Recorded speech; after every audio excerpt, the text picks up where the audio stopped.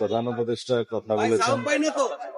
তার আগে আমরা দেখেছি ওখানে ওসমান হাদির পরিবারের সদস্য, তার বোন ভাইরা মাননীয় প্রধান উপদেষ্টার সাথে কথা বলছেন। আমরাও তাদের সাথে কথা বলেছি।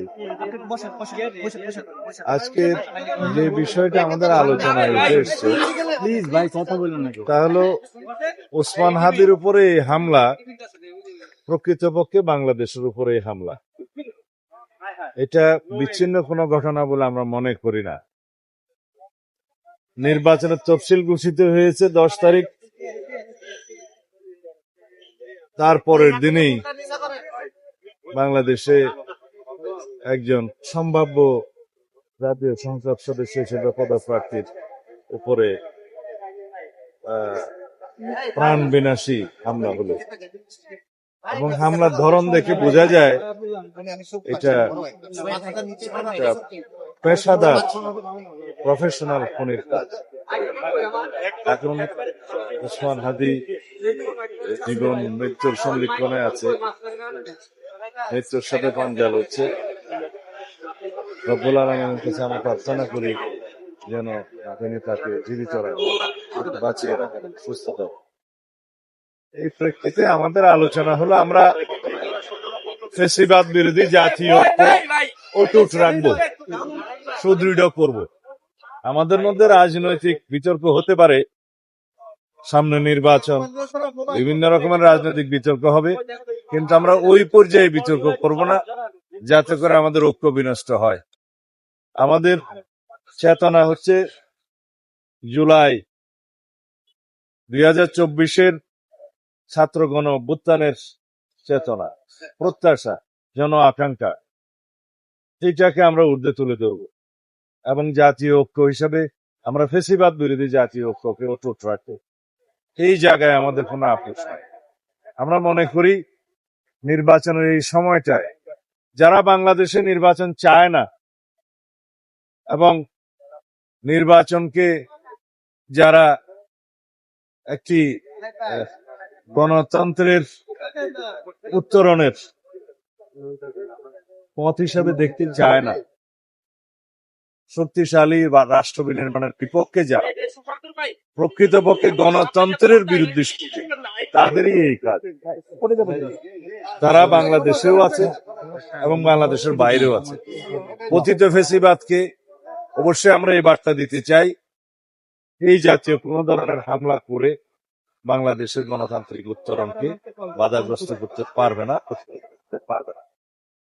আমরা সকল গণতান্ত্রিক রাজনৈতিক দল আমরা ফ্যাসিবাদ বিরোধী জাতীয় ঐক্যে অটুট থাকবে এবং আগামী জাতীয় সংসদ নির্বাচনকে যে কোনো মূল্যে আমরা অর্থবহ করব, বিশ্বাসযোগ্য করব এবং এমন একটি বিশ্বাসযোগ্য নিরপেক্ষ নির্বাচন হবে যা বিশ্ব স্বীকৃত হবে। সেই জন্যই আমরা কাজ করছি এবং আমাদের মধ্যে রাজনৈতিক সংস্কৃতিটা যাতে সেভাবে বহাল থাকে আমরা সবাইকে আহ্বান জানিয়েছি। আমাদের রাজনৈতিক সংস্কৃতিটা অনেকটাই পরিবর্তিত হয়েছে জনপ্রত্যাশা এবং গণ অভ্যুত্থানের প্রত্যাশা অনুযায়ী, আকাঙ্ক্ষা অনুযায়ী। সেরকম পাকান্তরিক রাজনীতি দেখে সৎসাক করে ইনশাআল্লাহ আগামী দিনে আমরা শক্তিশালী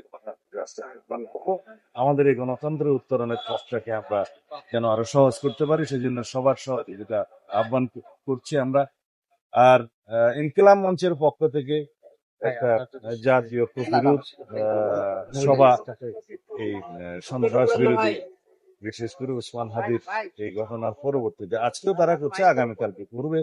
সেই জায়গায় সবাইকে থাকার জন্য আহ্বান জানিয়েছে, আমরা সেটা সাদরে তাদের সেই আহ্বানকে গ্রহণ করেছি। 25 ডিসেম্বর তারেক রহমান আসছেন, তিনি বড় দলের বড় নেতা, উনি আসার পরে আরো সমাগমটা বড় হবে। সেক্ষেত্রে এই ধরনের সিকিউরিটি এনশিওর করা কিভাবে নিশ্চিত হবে? আপনার কোনো সহযোগিতা চেয়েছেন কিনা সরকারের, যাতে করে ওনাকে নিরাপদ রাখা যায়? আমরা সকল রাজনৈতিক নেতৃবৃন্দ তারা যাতে নিরাপদে থাকে সেই নিরাপত্তার ব্যবস্থা করার জন্য সরকারের প্রতি আহ্বান জানিয়েছে। সেটি নয়, মূলত হচ্ছে আমাদের ভিতরে যেন এমন একটা ঐক্য থাকে যাতে করে আমরা সকল রাজনৈতিক দল ফ্যাসিবাদ বিরোধী যে কোনো ফ্যাসিবাদ বিরোধী ঐক্যকে আমরা সবাই মিলে যেন আঁকড়ে ধরি, তাতে করে জাতীয়ভাবে এই সন্ত্রাসকে আমরা মোকাবিলা করতে পারবো। যদি আমরা গণতান্ত্রিক শক্তিসমূহ পরস্পর বিচ্ছিন্ন হই এবং পরস্পরের বিরোধিতা করতে থাকি, তাহলে ফেসিবাদ আশকারা পাবে। সেই জায়গায় যেন আমরা না যাই, এই আহ্বানটাই আমরা জানিয়েছি এবং এটাই হচ্ছে মূল ভিত্তি। যদি আমাদের ভিতরে ঐক্য থাকে এবং আমরা গণতান্ত্রিক শক্তিগুলো, গণতান্ত্রিক রাজনৈতিক দলগুলো যদি ঐক্যবদ্ধ থাকি, আমাদের ভিতরে বিভেদ না থাকে, তাহলে পরে আমরা জাতীয়ভাবে এই জাতীয় সকল ধরনের সন্ত্রাসকে মোকাবিলা করতে পারবো এবং ফেসিবাদের দূষরদের যে কোনো ষড়যন্ত্রকে মোকাবিলা করতে পারবো। আমরা জানি এই শক্তি দেশের ভিতরেও সক্রিয় এবং দেশের বাইরেও সক্রিয়। আমরা ঘটনার সুষ্ঠু তদন্তের জন্য এবং তড়িৎ ব্যবস্থা গ্রহণের জন্য আহ্বান জানিয়েছি। আপনাদেরকে স্মরণ করিয়ে দিই, গত 5ই নভেম্বর বিএনপির একজন সম্ভাব্য প্রার্থী, আমরা যে মনোনয়ন ঘোষণা করেছি প্রাথমিকভাবে, তার একজন প্রার্থী জনাব এরশাদুল্লাহ, চট্টগ্রাম মহানগরের চট্টগ্রাম 8 আসনের প্রার্থী, তার উপরে প্রাণ বিনাশী হামলা হয়েছে। কিন্তু তারপরে আইন শৃঙ্খলা বাহিনী কোনো কঠোর ব্যবস্থা গ্রহণ করেনি এবং যথাযথ তদন্ত করে যদি তার বিরুদ্ধে মানে সন্ত্রাসীদেরকে গ্রেফতার করা যেত, আইনের আওতায় আনা যেত, তাহলে হয়তো এরকমের ঘটনা আরো হয়তো ঘটতে উৎসাহিত হতো না। যারা এগুলো করছে তারা যখন মনে করছে যে তারা নিরাপদ থাকতে পারে, তখন এই সমস্ত ঘটনা আরো ঘটে। সেই জন্য আমরা স্বরাষ্ট্র মন্ত্রণালয়কে আরো বেশি সক্রিয় হওয়ার জন্য আহ্বান জানিয়েছি, তাতে প্রয়োজনীয় ব্যবস্থা যেন মাননীয় প্রধান উপদেষ্টা নেয়। আমরা রাজনৈতিক দল হিসেবে আমাদের সর্বোচ্চ অঙ্গীকার এবং আমরা প্রতিশ্রুতি দিয়েছি, আমরা এই বিষয়ে সর্বোচ্চ সহযোগিতা করব, বহাল রাখবো। সালাউদ্দিন ভাই একটা প্রশ্ন, সেটা হচ্ছে যে তিনি বলেছেন যেন একটা যৌথ স্টেটমেন্ট আমরা সবাই মিলে দেই এবং ঐক্যবদ্ধভাবে কাজ করি।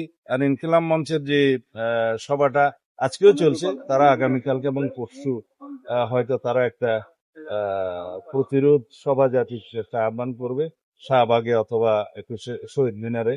সেখানে যেন সকল রাজনৈতিক দল অংশগ্রহণ করে। আমরা প্রতিশ্রুতি দিয়েছি যে আমরা যাব, আমরা ঐক্যটা দেখাতে চাই, ফেসিবাদ বিরোধী, সন্ত্রাস বিরোধী জাতীয় ঐক্যটা দেখাতে চাই।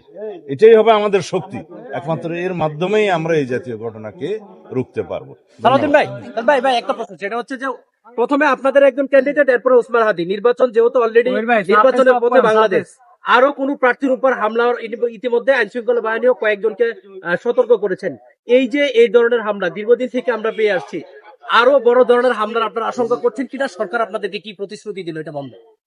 আমরা এই জাতীয় যে কোনো রকমের আশঙ্কাকে উড়িয়ে দিচ্ছি না, তবে সরকারের দায়িত্ব আছে, রাজনৈতিক দলসমূহের দায়িত্ব আছে, জনগণের সচেতনতা জরুরি।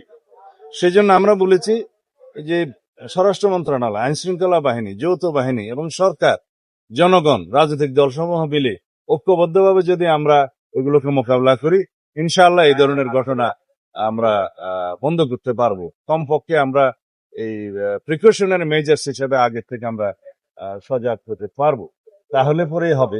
তবে এই জাতীয় ঘটনা দুই একটা বিচ্ছিন্ন ঘটনার মধ্য দিয়ে যদি পতিত ফেসিবাদ মনে করে বাংলাদেশের নির্বাচন রুখতে পারবে, সেটা ভুল ধারণা। তারেক রহমান তো দেশে ফিরছেন, তার নিরাপত্তা নিয়ে কোনো আলোচনা হলো কিনা?